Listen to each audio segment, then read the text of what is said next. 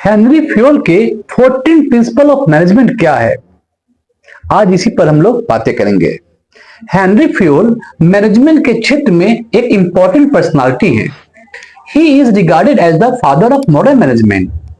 उन्होंने मैनेजमेंट को एक साइंटिफिक आउटलुक से देखने का प्रयास किया और 14 प्रिंसिपल्स ऑफ मैनेजमेंट इंट्रोड्यूस किए, जो आज भी मैनेजमेंट के दुनिया में, मैनेजमेंट के करिकुलम में इंपॉर्टेंट माने जाते हैं।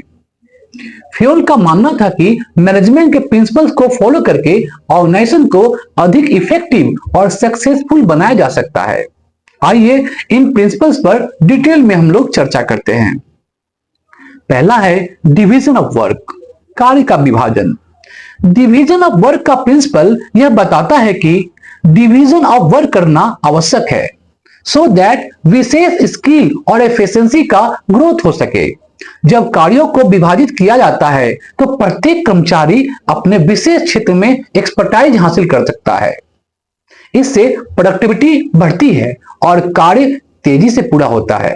फॉर एग्जाम्पल, एक प्रोडक्शन यूनिट में एक कर्मचारी मशीन ऑपरेट का काम करेगा, जबकि दूसरा कर्मचारी क्वालिटी कंट्रोल का ध्यान रखेगा।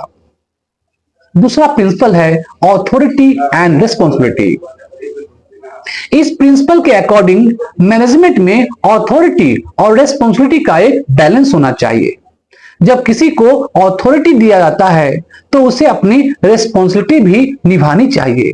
इसका मतलब है कि जो व्यक्ति डिसीजन लेता है उसे उन निर्णयों के परिणामों का सामना करने के लिए भी तैयार रहना चाहिए। ऑथोरिटी एंड रिस्पॉन्सिबिलिटी के इस बैलेंस से ऑर्गेनाइजेशन में क्लियरिटी और ट्रांसपेरेंसी बनी रहती है। तीसरा प्रिंसिपल मैनेजमेंट का वो है अनुशासन, डिसिप्लिन।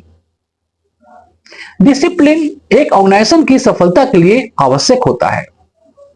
कर्मचारियों को रूल्स और पॉलिसीज का पालन करने के लिए मोटिवेट करना चाहिए। डिसिप्लिन ऑर्गेनाइजेशन में एक पॉजिटिव एनवायरनमेंट बनाने में हेल्प करता है।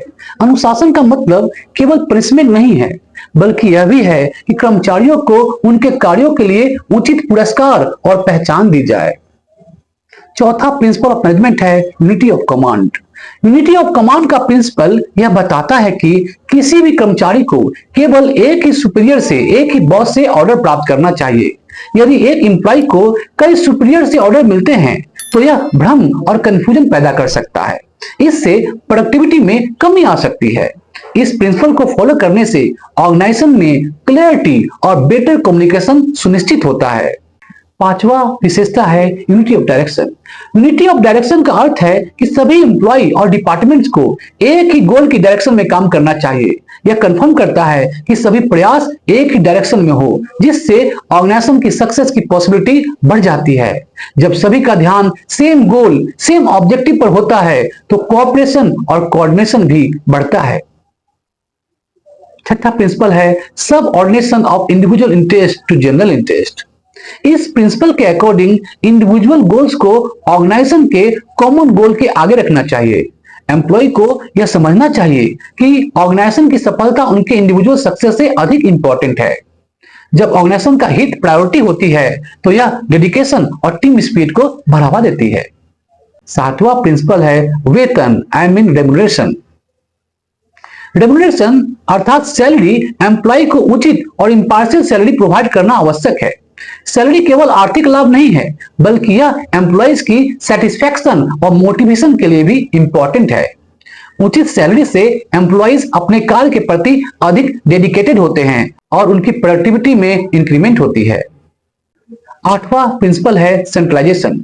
सेंट्रलाइजेशन का प्रिंसिपल मैनेजमेंट के डिसीजन लेने की प्रोसेस में एक बैलेंस का सुझाव देता है। सेंट्रलाइजेशन का मतलब है कि डिसीजन लेने की शक्ति एक ही स्थान पर केंद्रित होती है। हालांकि अधिक सेंट्रलाइजेशन से निर्णय लेने में देरी हो सकती है।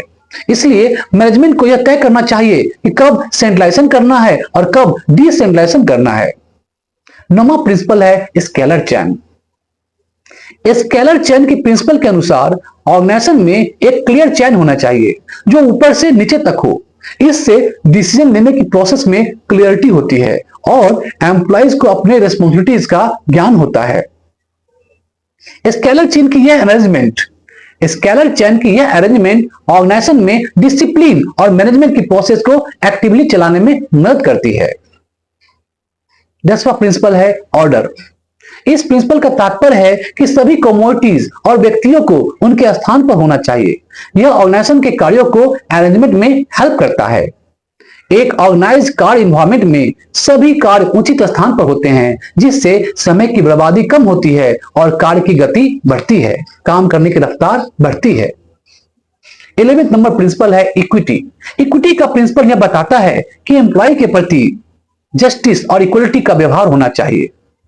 मैनेजमेंट को एम्प्लॉय के साथ न्यायपूर्ण और सम्मानजनक व्यवहार करना चाहिए। जब एम्प्लॉयज यह फील करते हैं कि उन्हें समान रूप से प्रेजेंट किया जा रहा है, बिहेव किया जा रहा है, तो यह उनकी एफिशिएंसी और ऑर्गेनाइजेशन के प्रति उनकी डेडिकेशन को बढ़ाता है। 12 नंबर प्रिंसिपल है स्थिरता, I mean stability of tenure of personnels. इस प्रिंसिपल के अकॉर्डिंग एम्प्लॉय की स्टेबिलिटी इंपॉर्टेंट होती है। हाई लेवल पर एम्प्लॉय स्टेबिलिटी से ऑर्गेनाइजेशन को लाभ होता है। एम्प्लॉय का ऑर्गेनाइजेशन में अधिक समय तक रहना ऑर्गेनाइजेशन में एक्सपीरियंस और एफिशिएंसी को बढ़ाता है, जिससे प्रोडक्टिविटी में इंक्रीमेंट होती है, बढ़ोतरी होती है। 13 नंबर प्रिंसिपल है इनिशिएटिव अर्थात पहल करना। इस प्रिंसिपल के अकॉर्डिंग एम्प्लॉय को अपने कार्यों में फ्रीडम और ऑटोनॉमी होनी चाहिए। जब एम्प्लॉयज को अपने ओपिनियन और आइडियाज को अप्लाई करने का अवसर मिलता है, मौका मिलता है, तो यह उन्हें मोटिवेट करता है। एम्प्लॉयज की इस फ्रीडम से ऑर्गेनाइजेशंस में इनोवेशन और क्रिएटिविटी बढ़ती है। 14 नंबर प्रिंसिपल है स्पिरिट द कोर्स, जो अंतिम प्रिंसिपल है, अर्थात टीम वर्क। टीम वर्क का प्रिंसिपल यह बताता है कि ऑर्गेनाइजेशन में कोऑर्डिनेशन और कोऑपरेशन की फीलिंग होनी चाहिए। एम्प्लॉय के बीच अच्छे रिलेशंस और कोऑपरेशन से ऑर्गेनाइजेशन की सक्सेस में वृद्धि होती है। मैनेजमेंट को टीम स्पिरिट को बढ़ावा देने के लिए डिफरेंट एक्टिविटीज और कार्यों का आयोजन करना चाहिए। हेनरी फ्यूल के ये 14 प्रिंसिपल्स मैनेजमेंट की बेसिस है और ऑर्गेनाइजेशन की सक्सेस में इंपॉर्टेंट रोल निभाते हैं। इन प्रिंसिपल्स का एग्जीक्यूशन करके ऑर्गेनाइजेशंस अपनी प्रोडक्टिविटी और एफिशिएंसी में रिफॉर्म कर सकते हैं, सुधार कर सकते हैं। आज के तेजी से बदलते बिजनेस एनवायरनमेंट में फ्यूल के प्रिंसिपल्स का एडॉप्शन मैनेजर के लिए क्रूशियल है, इंपॉर्टेंट है, सो दैट वे अपने ऑर्गेनाइजेशन को अधिक इफेक्टिव और कम्पिटिटिव बना सके। इन प्रिंसिपल का सही ढंग से एग्जीक्यूशन करके ऑर्गेनाइजेशन अपने दीर्घकालिक सफलता को सुनिश्चित कर सकते हैं और यह मैनेजमेंट और एम्प्लॉय दोनों के लिए बेनिफिशियल साबित हो सकता है। तो आज की इस वीडियो में हम लोग डिस्कस किए हेनरी फ्यूल के 14 प्रिंसिपल ऑफ मैनेजमेंट 1 by 1। आशा करता हूं इससे आपको ये 14 प्रिंसिपल ऑफ मैनेजमेंट, जो कि वर्ल्ड वाइड रिनाउंड है, पॉपुलर है, इससे आपको बहुत अच्छा से क्लियर से समझ में आया होगा। हमारे इस वीडियो का फॉलो कीजिए, लाइक कीजिए और शेयर कीजिए और हमारे चैनल को सब्सक्राइब भी जरूर कीजिए। Thank you. जय हिंद।